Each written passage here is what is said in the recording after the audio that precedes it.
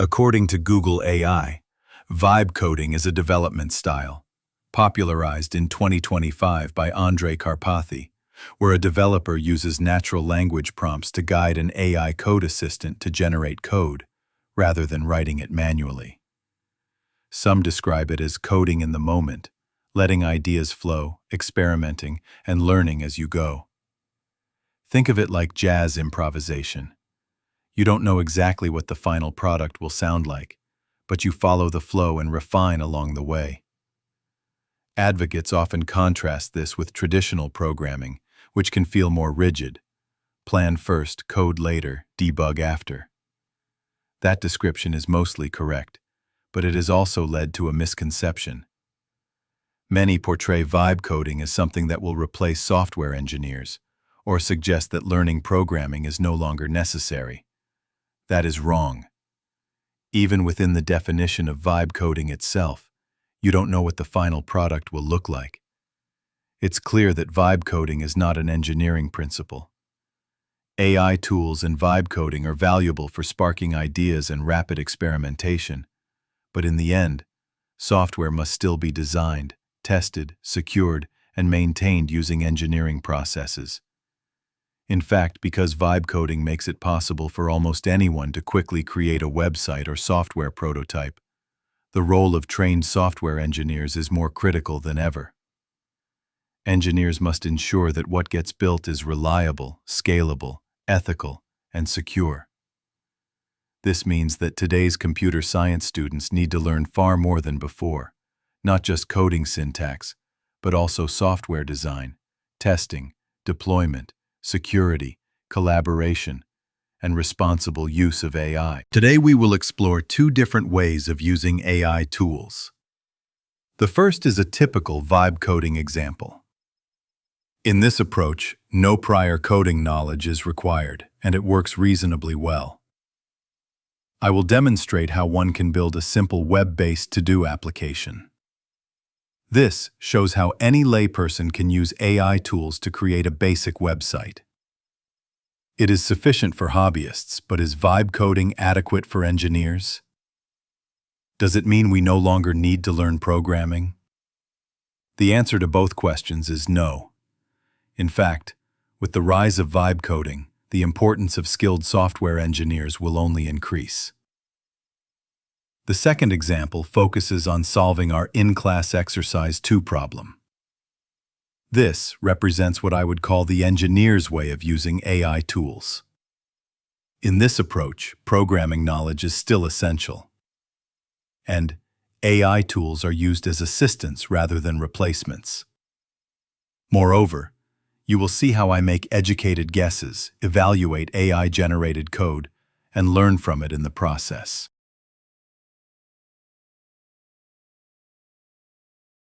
This is the InClass02. A couple of years ago, this exact problem wasn't assigned until weeks 8 to 9, after everyone had the background to solve it independently. We haven't covered every concept yet, but today, we'll explore how to tackle it by leveraging AI tools. Please pay close attention to every detail I demonstrate. The process matters as much as the result. So where do we start? Often, when people are learning programming for the first time, the hardest part is simply knowing where to start. For example, let's look at this problem. Write a Python program that prompts the user to enter their birth date, and then calculates the number of days that have passed since that date. The requirements are spelled out. The script should prompt the user to enter their birth date in the format YYYY-MM-DD.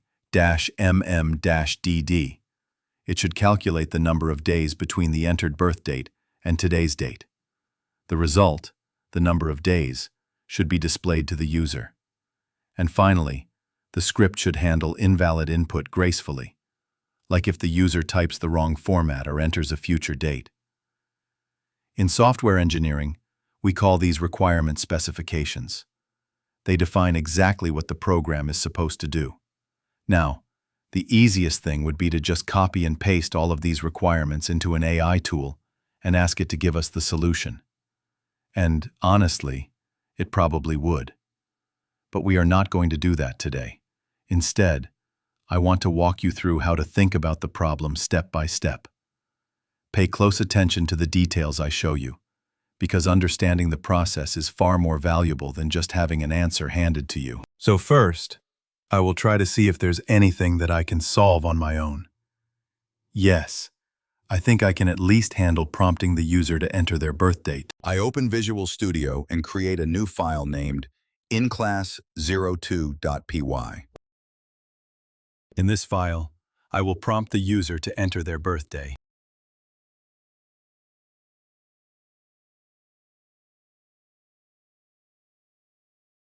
I create a variable called birthday and use the input function to get the user's input.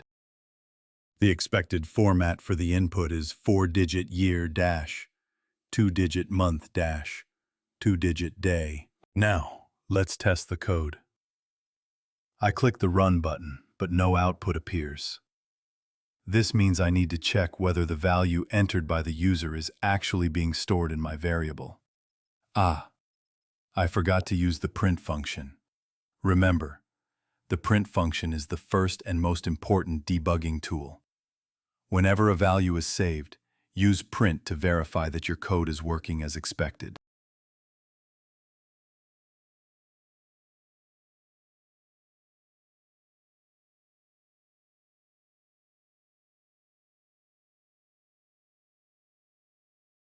I add a print function to test the code, and now it displays the value entered by the user. This confirms that the code is working correctly. Next is to calculate the number of days between the entered birth date and today's date. But even before we try to do the calculation, how do I know today's date? Since I don't yet know how to find today's date using Python, I will try using an AI tool. You can also select an agent from the list shown here. For our classwork, standard models are more than sufficient. Unless your school or employer provides access to premium models, there's no need to use paid versions. So try to stick with the free options.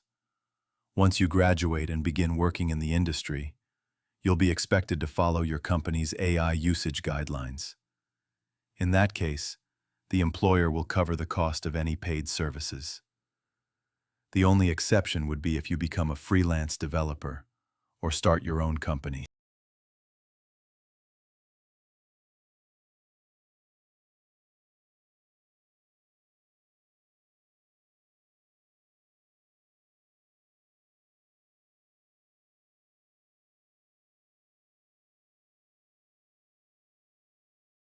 Now I ask our AI friend, how do I get today's date and save it into a variable called today?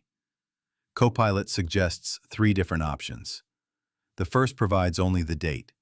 The second includes both date and time. And the third gives a time zone-aware UTC date time.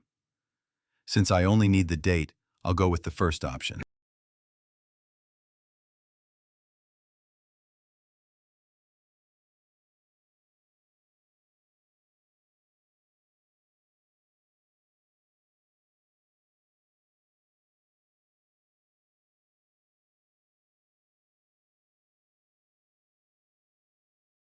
I click the Insert at Cursor button, and Visual Studio Code inserts the code snippet into my file.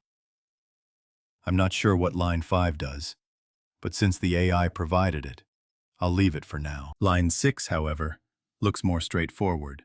Today is clearly a variable, and on the right-hand side of the equal sign, I see something that looks like a function call, because the word today is followed by parentheses. Functions are like little magic boxes. They can take some input and return some output.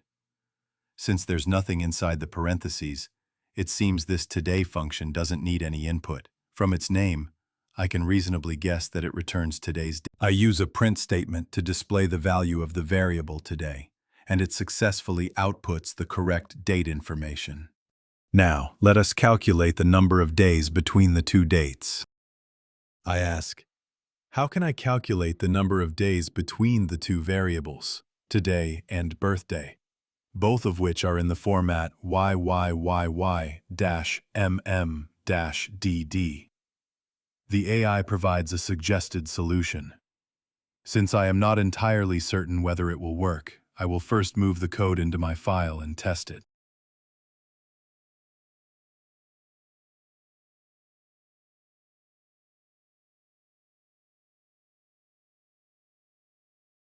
To test the AI-generated code, I run the program and enter yesterday's date. The expected result is 1, since only 1 day has passed. However, when I execute the code, the output is 9,385. Why did this happen? Oh, wait, I see the issue. The two dates are hard-coded on lines 12 and 13, which overwrite the values obtained on lines 1 and 6. Let's delete lines 12 and 13 and run the program again.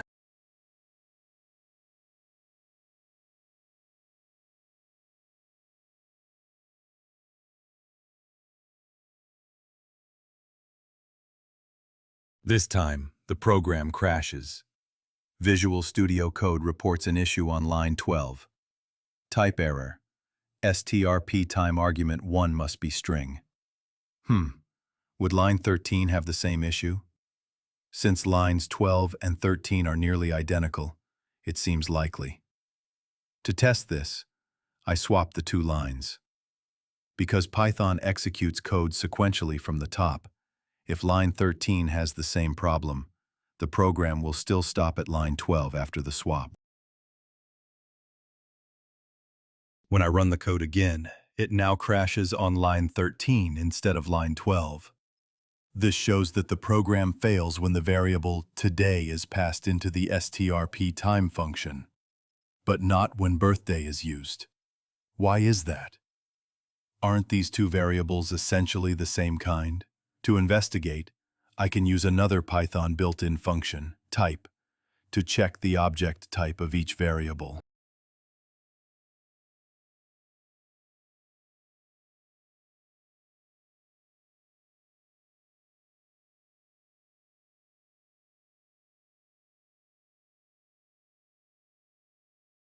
I print the type of each variable, and it turns out that birthday is of type string, while today is of type datetime-date. I am not entirely sure what datetime-date means, but it is clearly not a string. At this point, I could ask an AI tool to explain what the strp time function does and learn more about it. But I can also try to reason through the issue. By looking at the variable names, it seems that line 12 is attempting to convert the string birthday into a date object, since the code creates another variable called dateBirthday.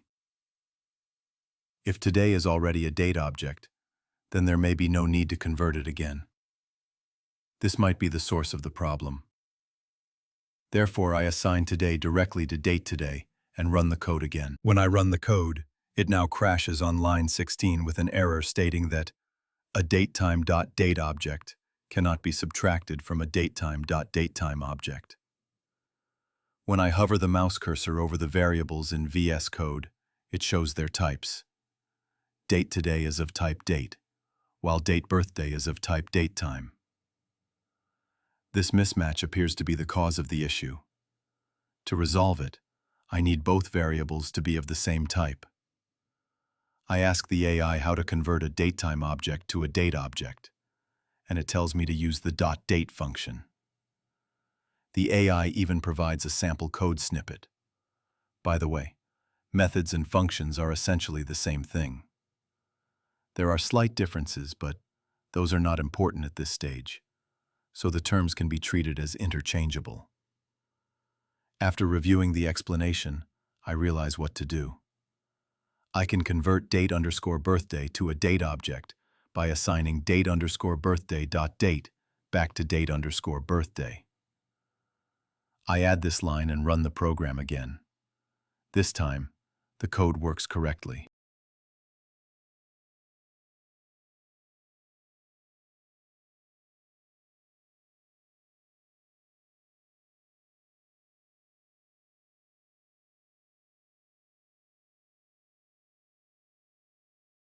Since the code is now working, I will clean it up. Although we have not yet covered import statements, they are typically placed at the beginning of the file, so I moved them to the top.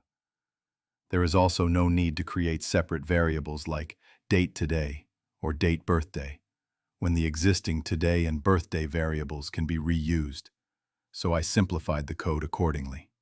Next, I ran several additional test cases to verify correctness. Note that the example shown today may differ slightly from what we saw in class. AI tools can produce different solutions from run to run, and models evolve over time. Different models may also suggest slightly different approaches. The important takeaway is not the exact errors encountered or the specific AI-generated fixes, but the process used to solve the problem. Think step by step. Break a larger problem into smaller pieces and solve them one at a time.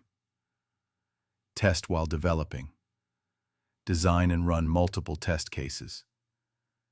Engineers make changes for clear, defensible reasons, never at random. For example, there were specific reasons for swapping 2 lines or deleting others.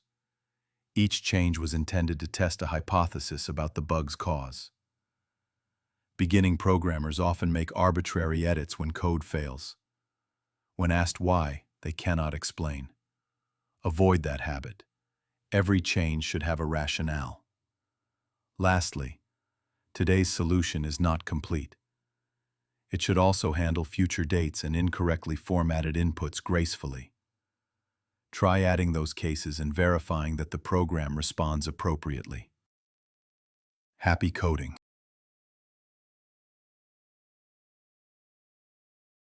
Thank you. This presentation was prepared by June Lee with the assistance of AI technology.